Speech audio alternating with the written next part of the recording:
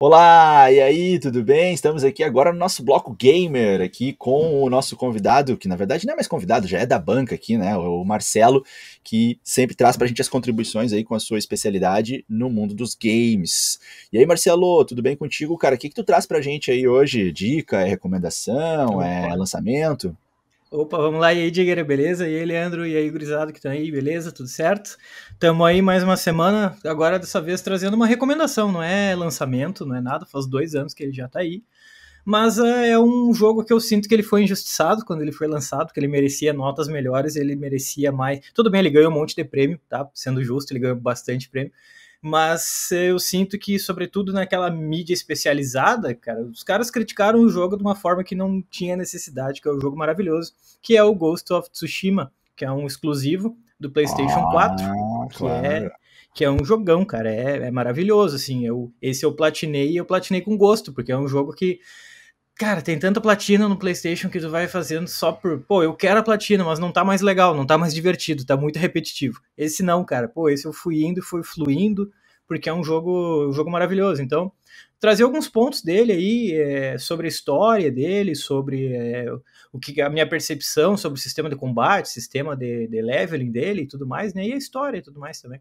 E tu jogou ele, né, Leandro? Tu chegou a jogar esse jogo? O que tu achou? Joguei, cara, foi o último jogo que eu joguei no Play, depois eu Olha dei uma só. parada total, né, que a gente entrou de cabeça aqui no podcast, não tive mais tempo, e eu gostei muito do jogo, assim, eu até fico impressionado que teve tantas críticas, e é um jogo, assim, o roteiro é muito bom, a história é muito boa, tu te envolve, assim, tem as mortes que acontecem durante o jogo, tu fica, assim, Aham, incrédulo, bah, como que isso aconteceu? E, exato. e é um jogo de mundo aberto, assim, que tem várias coisas pra fazer, né? Tem uma mitologia ali. Talvez, não sei se as críticas tu vai falar isso, talvez seja no combate, que é um pouco mais complicado que o usual combate, assim, na minha opinião. Mas Sim. pode falar aí, Marcelo. Claro, claro. É isso aí, cara. Tem algumas críticas, é inevitável, né? Todo jogo sempre vai ter alguma falha que outra. Até a gente falando do Elden Ring esses dias, né? Também é um jogo que, bah, galera, ele é perfeito em alguns sentidos, mas ele também peca em outros, né? Aqui não vai ser diferente. Cara, esse jogo é o que eu já acho interessante, porque, pô, eu sou professor de história, então, assim, ele já tem um pano de fundo histórico muito interessante, que ele trabalha com a invasão do Império Mongol do Japão em 1274. E é uma coisa que realmente aconteceu. Só que ali no jogo, ele começa numa praia, que é uma batalha meio épica, que é um desastre, porque os samurais vão receber os mongóis na praia e eles acabam morrendo. E aquilo de fato acontece, que é a batalha da praia de Komoda, e é uma coisa que eles colocaram no jogo. E eu falei, pô, impressionante assim o jeito que eles colocaram. E a preocupação que a Sucker Punch, que é a empresa que fez o jogo, né? E a Sony distribuiu, ela se preocupou muito com o quesito histórico, assim. Claro que nem tudo é fiel, mas o pano de fundo é muito legal. E eles se preocuparam também em trazer uma questão cinematográfica. Cara, esse jogo, como um filme, ele funciona por si só, como um jogo e como um filme, sabe? Ele é lindo em todos os aspectos. E, claro, na história real, quando os mongóis chegaram na ilha de Tsushima, eles dominaram aquela ilha. Aí eles dominaram a ilha do lado, que é a ilha Iki, e quando eles estavam indo para a terceira ilha, a frota deles acabou afundando no mar e eles não conseguiram chegar na ilha. Então, basicamente, assim, foi uma sorte do Japão deles não terem conseguido chegar, porque senão teria sido, né, 3 dominações ali. No jogo, tu joga com um cara chamado Jin Sakai, que é um personagem que muita gente criticou dizendo que ele não é muito carismático, né? Mas, pô, eu não entendi o porquê, sinceramente. Eu achei muito legal, ele é um personagem muito, muito interessante. A história dele é muito profunda porque ele tem uma crise filosófica que meio que persegue ele o jogo inteiro. O Jin Sakai, ele foi criado pelo tio dele, o Lord... Deixa eu me sumir o nome. Aqui, o Lord Shimura. Ele é criado pelo Lord Shimura, e o Lord Shimura é o cara que controla aquela ilha, ele é uma espécie de senhor feudal daquela ilha que serve ao imperador do Japão, né? Ele é uma espécie que serve ao Shogun. Esse cara, ele basicamente vai achar que é errado a forma com que o Jin Sakai faz para tentar conter a entrada dos mongóis dentro daquela ilha. Porque o Jin é um dos únicos samurais que sobrevive depois do desastre quando os mongóis chegam, e ele começa a ser utilizado de táticas de ladrão. Ele começa a usar stealth, subindo nos telhados e atacando pelas costas. Que vai E o contra a ética dos samurais, né? Que o tio, assim, exato, preza, que é isso. combate, não...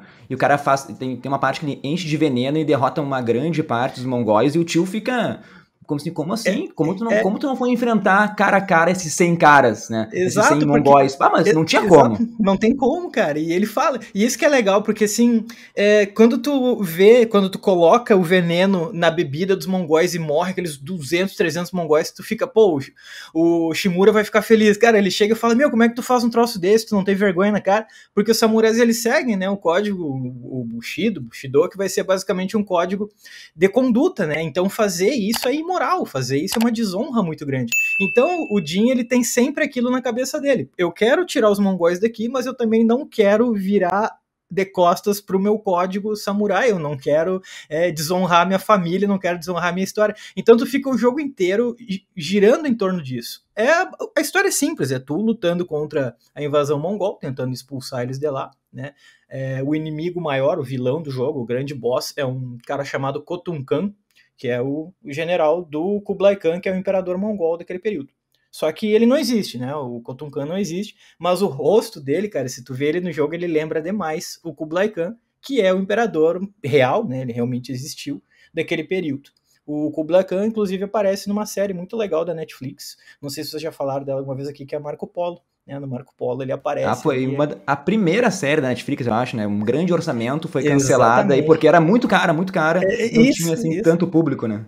Exatamente, ela foi cancelada por isso, porque, cara, é uma série muito boa, e depois que tu vê ela, tu fica, cara, por que foi cancelado? Mas é justamente por isso, é uma produção tão grande que acabou tendo um efeito contrário, né? Eles esperavam talvez um resultado maior pro gasto que eles tiveram, e ali aparece o Kublai Khan, e quando tu vê o Khotun Khan no jogo, tu fala, cara, a semelhança entre os dois é muito parecida.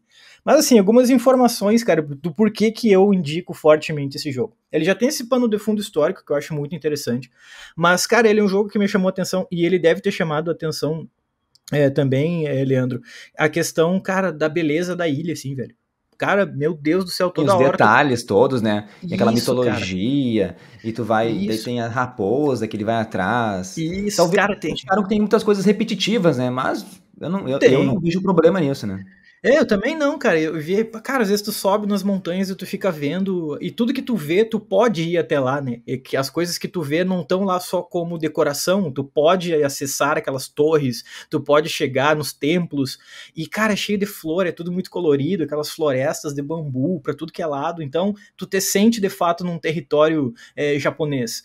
Até uma curiosidade interessante é que os criadores do jogo, da Sucker Punch, eles foram até a ilha de Tsushima, que ela é uma ilha que fica entre a Coreia e o Japão. Eles foram até essa ilha e tiraram várias fotos lá, e fizeram, cara, um estudo topográfico enorme da ilha para tentar fazer ela da forma mais fiel possível dentro do jogo.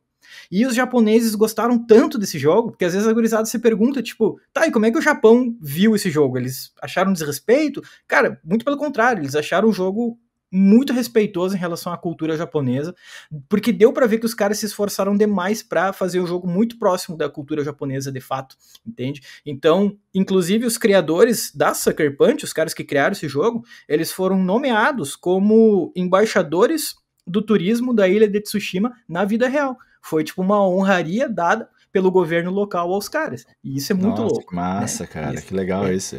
Exato, então tu já vê que o trabalho dos caras foi uma coisa de primeira, assim, né? Ele tá em inglês. Marcelo, pode tem uma missão, o Diego, tem uma missão assim que eu acho, é bem bobinha, mas eu achava bem legal. Não era bem um poema que ele fazia, que ele sentava, ele olhava assim uma paisagem, e daí tu ia escolhendo como ele ia formar esse poema, entre aspas, assim. Era uma missão bem bobinha, mas eu achava muito legal, né? Tu ia montando as frases, e no final ele falava aquela frase que tu montou, assim, fazia todo sentido com a história ainda. E isso é uma coisa muito louca, porque é uma coisa que tem entre os samurais na vida real, né? Que é a ideia deles construírem aquele poema ali com base nos aforismos dele, aquilo que eles estão vivendo no momento. Então, à medida que tu vai explorando o mapa, tem lugares que tu pode sentar e do nada aparece a possibilidade de tu criar aquele poema ali na hora. E é bem isso, tu vai escolhendo as frases e tu acaba criando ele e fica bem do teu jeito, né? Então, tu explora a vida do samurai não só na batalha, tu explora também as outras coisas além da batalha, da espada e tudo mais. Isso é muito legal. O combate... Marcelo, deixa eu te contar uma coisa aqui, espero não me atravessar demais, mas, e o Leandro também, se quiser contribuir, porque os dois, né, jogaram. E a jogabilidade, cara, ela é fluida, ela funciona legal, ela é muito trancada, muito travada. O que vocês sentiram dessa parte?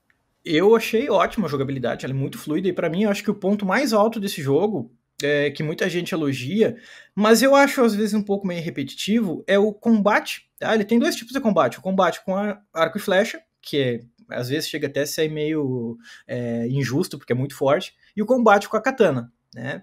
E ele lembra muito combates de outros jogos, tá? Ele me lembra muito, por exemplo, não sei se vocês já jogaram os jogos do Batman da série Arkham, lembra muito os jeitos. Tem que fazer uma sequência de botões, às vezes. Isso, sequência de botões. Às vezes tem certas missões, tem que apertar o botão no momento exato que o teu adversário abre a guarda. Então, essas vezes, é umas missões mais difíceis, né? Pra tu conseguir entrar, assim, com um golpe mais poderoso. Exatamente, exatamente. E ele lembra muito, então, esse combate do Batman, ele lembra muito o combate do Assassin's Creed mais antigo, que às vezes um monte de gente fica na tua roda e tu fica ali tendo que matar todo mundo. Mas é muito legal, por exemplo, ele tem um modo difícil que se o cara te acerta uma espadada, tu já morre. Então, cara, concentração é um negócio assim, se tu acerta uma espadada nele, ele morre, mas se ele te acerta, tu morre também. Então tu tá sempre naquela tensão, né? Ele tenta se aproximar muito numa batalha de espadas na vida real, que eram coisas que duravam segundos, não muitos minutos, como são nos filmes, né? Inclusive, eles contrataram 2 samurais da vida real, vamos colocar assim, estudiosos japoneses que fizeram todos os golpes para eles demonstrar os golpes que foram gravados para ser colocados no jogo. Então é tudo muito fiel ao que deve ter sido a vida dos samurais lá no século XIII, no século XIV e tudo mais. Né? Tu pode mudar durante o combate a postura da espada, botar a espada mais alta, botar a espada média, botar a espada baixa, e aquilo realmente muda o combate para ti. Dependendo do teu inimigo, se ele é um cara mais forte, tu vai usar uma postura. Se ele é um cara mais rápido, tu vai usar outra postura. Entende? Então tu tem que estudar isso muito bem na hora de jogar, porque realmente faz a diferença. E ele tem um outro ponto interessante da jogabilidade, cara, que é a questão do duelo. Às vezes, quando tu não quer fazer o stealth, tu não quer chegar escondido, cara, tu pode chegar num acampamento mongol, parar na porta e chamar a galera pro duelo. E aí aparece um minigame, né? Fica tu e o mongol se olhando. Quando aparece um botão na tela, tu tem que apertar aquele botão o mais rápido possível, pra ver se tu vence, se tu tira a espada antes do mongol te matar. Então, tipo, é muito legal, velho. Tu só risca a espada no peito dele, ele morre na hora ali e voa sangue pra tudo que é lado. Então, o combate dele, assim, ele pode ser repetitivo, mas eu achava muito bonito, assim, a forma com que ele foi criado. Massa, muito massa. Outro ponto interessante, cara, é a quantidade de sidequests. O Leandro até comentou, ele tem muita sidequest, mas ele tem sidequests muito variadas, cara. Isso é muito legal. Porque, lembra quando a gente tava falando sobre Elden Ring, uma das críticas cara, tem jogo aberto que tem muita sidequest pra fazer, só que elas são muito repetitivas. E no Ghost of Tsushima não, velho, tu tem muitas sidequests, elas são dos mais variados tipos, com as mais variadas recompensas, tu cria arcos, né, tu conhece NPCs que tu conversa com eles e tu cria o arco da história dele, e ele tem vários NPCs que são, cara, pessoas que tu dá gosto de conversar, assim, porque tem uma história profunda. Tem o Sensei Ishikawa, que é um arqueiro mestre da ilha, tem o Taka, que é um ladrão, tem a Yuna, que é a irmã desse ladrão, que te ajuda, e ela também é uma ladra profissional, tem a Masako, que é uma mulher que manja demais também da batalha de espada, e ela te ajuda. Como tu é um dos últimos samurais que sobrou vivo na ilha, tu precisa da ajuda de quem quiser, né, botar a mão na massa para expulsar os mongóis de lá. Então é meia dúzia de NPCs que vão te ajudando, e tu realmente vai se apegando neles, porque o jogo é muito bem construído, cara. De forma cinematográfica ele é muito bem construído. Ele inclusive tem um modo chamado modo Kurosawa, que tu pode jogar o jogo em preto e branco, e aí ele bota o jogo todo em preto e branco com aquelas explosãozinhas na tela, tipo de filme antigo, né, fazendo uma alusão ao Kurosawa, né? Verdade, verdade, muito bom. É legal, né, cara? Então, tipo, é uma coisa necessária? Não, mas é muito legal ao mesmo tempo. É divertido, né? Exato, sim. E eu soube de muita gente que preferiu jogar assim, porque achou mais bonito jogar preto e branco, parece que eu tô num filme do Kurosawa, sabe? Então, legal. A arte desse jogo, assim, cara, é uma das coisas mais lindas que tem nos videogames, né? Outra coisa interessante que tem é que ele tem um sistema de lendas, que é de lenda, na verdade. À medida que tu vai matando inimigos e vai cumprindo objetivos, a tua lenda vai crescendo dentro da ilha. E é assim que tu fica conhecido como o fantasma de Tsushima, que tu é o cara que tá matando os mongóis escondido, né, pelas costas, com veneno, com arco e flecha e tudo mais, porque tu tá em menor número, né? E aí tu vai criando a tua lenda, e à medida que a tua lenda vai subindo, tu vai ganhando pontos de habilidade para gastar. Para, enfim, poder gastar em arco e flecha, para poder gastar na espada, e assim tu aprende novas técnicas de combate, para se defender de inimigos mais fortes e tudo mais. E agora também os pontos baixos, né? Eu tô falando só de coisa boa do jogo até então, mas ele tem alguns pontos baixos na minha concepção, que é, por exemplo, assim, Cara, a armadura ela é muito mais estética do que qualquer outra coisa, viu? Pode ter uma armadura mais pesada possível. Ela só vai ser pesada, mas se o cara te acertar a espadada mais forte lá, ele vai te matar igual, entende? Então eu preferia jogar com armaduras assim, que era quase uma roupa de pano, uma roupa de tecido, porque é mais leve e tu toma quase o mesmo dano, não tem tanta diferença. E a inteligência artificial dos inimigos, cara, isso é uma coisa que se critica muito no jogo, e é visível. Cara, os inimigos, quando, sei lá, tu entra meio escondido no acampamento, tu tenta matar o cara, ele te viu, ele não sabe o que faz, ele fica meio, tipo, sabe, dá pra ver que ele fica meio travado, assim, parece que a inteligência artificial do jogo faltou um certo polimento no fim, e essa foi uma das, cara, onde os críticos mais caíram, assim. A inteligência artificial desse jogo é muito ruim, é fraca, os inimigos não sabem o que faz direito, se tu entra dentro de uma barraca no acampamento, eles não entram atrás, ele fica esperando lá de fora, e isso é estranho mesmo, né? Pô, tu tá fugindo do cara, tu entra numa barraca, ele fala, tá, vou esperar aqui fora, então. Não faz sentido, sabe? Mas assim, é uma falha. Vai deixar o jogo ruim por causa disso? Não, longe disso, né? Sim. E outra coisa que eu acho também é o stealth. Cara, quero atacar escondido. Não funciona muito bem. Às vezes tu tá escondido e os caras te enxergam. E depois tu vai para aquela mesma área, tu te esconde ali, os caras não te enxergam. É meio quebrado. Não tem uma regra, assim. Então o pessoal prefere não jogar no stealth. O pessoal prefere no combate aberto, no duelo e tudo mais. Mas, cara, assim, na geração do PlayStation 4, eu te digo que é um dos melhores jogos, que é uma das melhores experiências, assim, e muita gente coloca que, cara, esse jogo foi, assim, uma obra-prima, e ele fechou o PS4 com chave de ouro, né? Ele foi o último exclusivo lançado pro PlayStation 4. E ele fez tanto sucesso, acabou saindo um DLC depois, com uma ilha menor, que é a Ilha Ikki, e agora saiu uma versão do Director's Cut pro PlayStation 5, que é uma versão remasterizada do jogo em 60 FPS. Claro que no preço cheio é um problema, tá? Não deveria ter saído com o preço cheio, porque é só o jogo do PS4 mais a DLC junto ali e um modo cooperativo online chamado Legends, e que inclusive agora ele saiu na PSN desse mês. A PlayStation deu nos jogos mensais ali, deu esse aí, só que muita gente não gostou e criticou. Por quê? Porque eles falaram assim, se for para dar um jogo, não dê a DLC de um jogo, dê o jogo base. Porque se eu tenho só a DLC e não tenho jogo base, não me adianta de nada, entende? Aí teve muita crítica em cima disso. Mas assim, cara, quem não jogou esse jogo, eu indico fortemente. PS4, no PS5, cara, joga. A experiência é inesquecível, assim. Dá pra platinar com 60 horas de gameplay, mais ou menos. Claro, não é pouco, tá? Mas também não é muito. 60, 70 horas de gameplay tu consegue platinar e... é uma experiência inesquecível. A história dele é muito boa. Combate sangrento, combate técnico, é legal. Vale muito a pena. E juntando esses pontos positivos e negativos, Marcelo, qual nota, assim, tu conseguiria dar pro jogo? Cara, eu daria nota 9 pra ele, velho.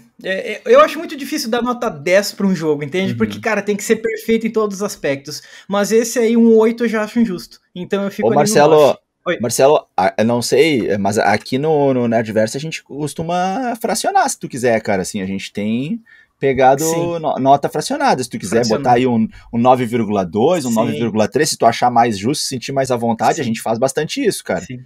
Não, mas eu acho que um 9 ele é justo, porque assim, dá pra tirar um 0,5 ali do stealth, dá pra tirar um 0,5 da quase o não uso de uma armadura, né, e da inteligência, dá pra colocar uns 9 aí. E até pra contrabalancear aquelas críticas desnecessárias que tiveram em cima do jogo, gente dando nota 5, dando nota 6. Cara, por favor, muito longe disso, sabe? Maravilha, maravilha. Leandro, mais alguma contribuição aí, cara? Não, cara, por mim, assim, foi ótimo, assim, eu gostei mais ainda do jogo depois dessa explicação aí do Marcelo. Cara, quem não deu... Rogo, quem não jogou, jogue. Que jogo maravilhoso, cara. Ele é muito, muito bom. Espetáculo. Pô, muito legal, Marcelo. Obrigado pelas tuas contribuições, cara. Essa costura que tu fez aí com o teu conhecimento da história e da história do jogo e também um pouco do making off, né? Do cuidado que a Sucker Punch teve na hora de fabricar o jogo, né? Fazendo o estudo topográfico da ilha, cuidando para preservar muito a cultura samurai, a cultura japonesa. Esse retorno que tu nos trouxe aí da aceitação do Japão, né? Poxa, que a credibilidade é maior do que essa, né? Os maiores aí críticos e especialistas, né, sobre o assunto. Exatamente. E também muito legal ali que trouxeram, né, 2 samurais para fazer com bastante fidelidade a movimentação. Tudo isso são curiosidades aí que eu adorei ouvir, fiquei com muita vontade de jogar. Eu já tinha uma admiração muito grande por esse jogo. Nós temos um grupo de WhatsApp, eu, o Leandro, meu irmão, mas alguns amigos mais próximos assim de infância, e a gente já tinha comentado com muito elogio esse jogo. E só mais uma curiosidade aqui, só para tentar participar um pouco com vocês, já que eu não joguei, né? Mas eu fico ouvindo essas falas de vocês, imaginando esse jogo e fazendo um paralelo com um jogo que marcou a minha infância, que me lembra muito, assim, quando vocês vão falando, que é Metal Gear Solid, né? Me pareceu, assim, um pouco no aspecto cinematográfico, né? Nessa questão também um pouquinho aí da furtividade, né? Que a gente tem no Ghost of Tsushima, né? De muitas vezes evitar o confronto direto e tentar ações mais táticas, né? Cara, perfeito a tua colocação, justamente porque um dos criadores do jogo, lá na Sucker Punch, ele falou, uma das minhas influências é justamente o Kojima. O Kojima é o cara que criou o Metal Gear Solid. E o Metal Gear Solid é o primeiro jogo que vai introduzir num videogame esse caráter cinematográfico, né? Exatamente. Então, quando tu fala isso, se encaixa perfeitamente, porque é visível que a Sucker Punch quis colocar isso no Ghost of Tsushima e utilizou o Metal Gear como base pra isso, né? E, cara, ficou sensacional, velho. Ficou sensacional. Eu tive essa sensação, ouvindo tua narrativa, assim, de que realmente a gente tá tendo, assim, algo que de fato bebe de uma influência de um começo que nós tivemos com o Metal Gear, até pela questão japonesa do Hideo Kojima, né? Mas eu acho que é isso, então, acho que a gente tá com uma contribuição muito massa, adorei essa dica aí, o Leandro ficou visivelmente muito empolgado ao saber que a gente ia falar sobre Ghost of Tsushima, que o Leandro também jogou muito, e a gente agradece muito aí, Marcelo, a tua contribuição, e se despedimos por aqui, tuas últimas palavras aí, Marcelo. Eu agradeço aí, gurizada, de novo, na próxima também já vendo um outro jogo, para comentar, tô jogando vários jogos aqui ao mesmo tempo, tô jogando Guardiões da Galáxia, ainda sigo apanhando e morrendo no Elden Ring, e aí tem muita coisa para falar ainda e a gente vai combinando, beleza? Valeu, gurizada! Maravilha, show de bola. E aí, galera, eu sigo recomendando e pedindo para vocês aí que mandem pra gente aí sugestões do que vocês querem ver aqui na nossa área gamer também, né? Pro Marcelo trazer aí pra gente. Marcelo tem muito conhecimento, tem muita informação para trazer, mas claro que se vocês derem a dica aí, né? Deixar a gente mais pifado aí com o que vocês estão a fim de conhecer, de ouvir, de saber, de conversar, manda pra gente que a gente prepara então com carinho para vocês aí o que mais interessa. Mas é isso então, agradeço mais uma vez a presença dos colegas e nos despedimos de mais um podcast incrível. Um grande abraço, pessoal, e até a próxima. Tchau, tchau. Valeu.